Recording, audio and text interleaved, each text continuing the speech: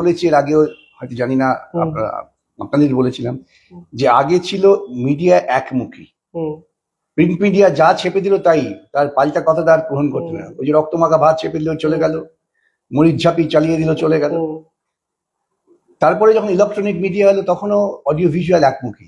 এই যেদিন থেকে সোশ্যাল মিডিয়ায় ইয়াং ছেলে মেয়েরা তারা তাদের মেধাকে কাজে লাগিয়ে ভিন্ন স্বরকে ভিন্ন স্বরকে প্রচার করতে সাহায্য করছে, তখনই ওদের বুকে কাঁপন ধরে গেছে। আমি তো বলি যে সোশ্যাল মিডিয়াতে আমাদের কথা সাধারণ মানুষের কাছে পৌঁছচ্ছে, সবার কাছে না পৌঁছলে কিছু মানুষের কাছে পৌঁছচ্ছে, এতে ওরা আতঙ্কিত।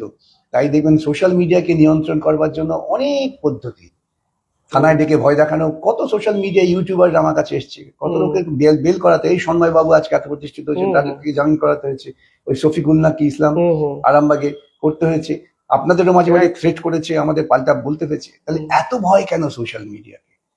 কারণ ওদের ওই মনোপলি, যা বললাম তাই লোক খাবে, সেটা আক্রান্ত হচ্ছে।